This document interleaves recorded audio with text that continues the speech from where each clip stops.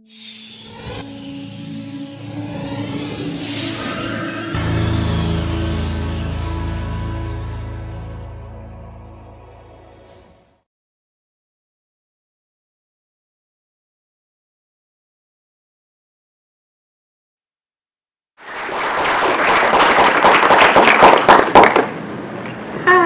Okay. Take a look at me right now. What is your first thought? Did you notice my hair, the color of my shirt, or my shoes? I'm sure your first thought wasn't, she's asking for it. At least, I hope it wasn't. If you know me, you know I'm usually a very lighthearted person. I love lighting up someone's day, making them laugh or smile. But I love lighting up a person's day, making them laugh or smile. But today I'm not here to make you laugh or smile. About 53% of women and 29% of men have experienced sexual violence in their life. Victims are usually silent after the abuse occurs. And I can tell you right now that there's at least one person in the school that has had their own experience with this. That person would be me. The first time was when I was only 4 years old. The second time was when I was 6 months away from turning 15 at 4 a.m. on Christmas Eve. My abuser was my uncle. It would usually be late at night when everyone else is sleeping and I was distracted. He would take me into his room, we would play games or watch funny videos to get me comfortable. And he had gotten away with it for almost 11 years. And for almost 11 years I stood silent. I'm sure the first question you asked yourself was, why didn't I tell anyone sooner? And that's why I'm here today. There are many reasons why I didn't talk to people about my abuse, but you also have to remember, I was really young when it happened. I was only 4. So many factors that went through it was, first, I thought no one would believe me and I would get in trouble. My thought process was one of which many people have during the time of abuse. For every 1,000 cases, there are 310 that are reported. I realized it was wrong, but once it got to that point, I was scared to tell people because he had made me believe that people would hate me or I would get in trouble if I did. So, I stood silent. Implanting that in my brain since I was only 4 was one of the biggest reasons why I didn't say anything. It wasn't until I hit rock bottom that I said something. The first person I told was my cousin. That was the letter I wrote to my mom to tell her because I couldn't say it. That was the day I told her. There's many reasons why people would stay silent about the abuse that they're going through. One of the main reasons is that abuse often occurs in relationships. This is where people believe that, oh, it's just a phase, like it's never going to happen again, like we can get past this. Unfortunately, that's not always the case. People will go through far lengths to protect people that they love, and because of that, they end up in situations like this. My uncle was a part of every birthday event, every Christmas celebration, anything under the sun. And he was my mom's favorite little brother, and he made sure everyone in my family knew that he was the best family member and that he loved me as if I was his little sister. Another reason why people will not confront what is going on is because they believe that no one will believe them.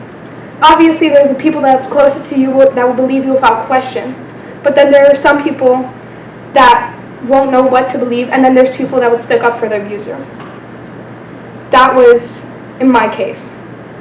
Fortunately, I had many people who did believe me, which I'm eternally grateful for, but I did have people from my family who chose to cut me out of their life because they believed I had made up a lie. And no matter how much I begged or pleaded, they were done with me. And as sad as that was, it was a reality I just had to face. There's also the guilt that victims may feel. They may believe, well, if I never did this specific thing, then it would have never happened. So if I didn't drink so much, or if I never flirted with this guy, then I wouldn't end up in this situation. So it's my fault. And of course there's the trauma. Sometimes the trauma is too much for someone to handle. When you tell someone what happened when you were abused, the first questions they're going to ask you are you okay? What happened? And can you tell me everything that went on? That's exactly what happened when I told my mother. Although, when she was asking these questions, I couldn't speak to her. There was nothing I could have said because I couldn't say nothing. The only people that know exactly what happened are the people that worked on my case, because I had to tell them everything in detail. Once you're talking about your trauma, it's hard to really get it out because that makes it real. Making it real is what stops people from wanting to say anything ever. And while I'm able to talk about it today, I don't think I will ever be able to talk about the details of what happened with anyone, unless it was necessary like it was with my caseworkers. There's also the point of reliving trauma. Having to tell someone about what you went through is reliving memories that you forced yourself to forget. Once those memories are forgotten, people will usually just let it be like that. There's also the long-term effects of the trauma, which include depression, paranoia, fear of abandonment, panic attacks, PTSD, and anxiety. Not only does it affect the victim the day it happens, but every day after. There's a study that was done that showed out of 435 teenage girls, 80% of them gained one mental illness. Over half of that 80% gained one or more mental illness. Once people knew what had happened, I was able to talk freely to a therapist. She would come to my house, sit in my room, and we would just conversate. Usually it wasn't anything significant, but some days I wouldn't be able to say anything because all I could do was sit there and cry. I was diagnosed with severe depression and anxiety, which was not a surprise for me because, as I said before, it took me till I hit rock bottom to talk to someone. That rock bottom was an attempt to take my life. People who have gone through this struggle with the aftermath every day.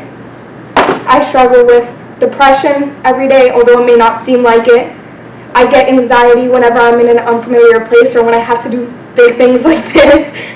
I get panic attacks. And every day I'm still learning how to deal with my emotions and figure out, okay, what are my next steps? Like, what am I going to do to make it better? Nothing can ever make me forget what that man did to this 4-year-old girl.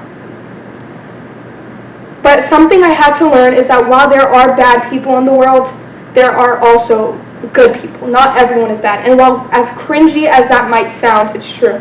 I had to learn how to open up to people again and trust them. And I'm very open about everything now, but I wasn't always like that. It took me a long time to be able to know who to tell what and how much is too much. So I choose to tell my story today because it's important for people to know that it actually happens. It's not only something that's glorified by the media or like, oh my God, it happened, whatever, move on. It's something that happens to so many people that's untalked about. But it's also important for you to know what to do next. So if you didn't listen to anything before, listen now. If someone comes up to you and tells you that they're going through this, do not hesitate to say something to anyone. Because you can not only save them from it happening again, but you can also save them from hurting themselves. And if this happens to you where you end up in my position, then say something. Because no matter what, it will save you from mental health, it happening again. If you cannot speak it, I couldn't. I wrote it down. Draw it, send a text. Do something where someone will know. And the end will not always be nice. My case, he didn't go to jail. That's it. Like, it was like, oh, you get therapy, and then that's it. But it's better that you speak to someone because it can save your life. Thank you.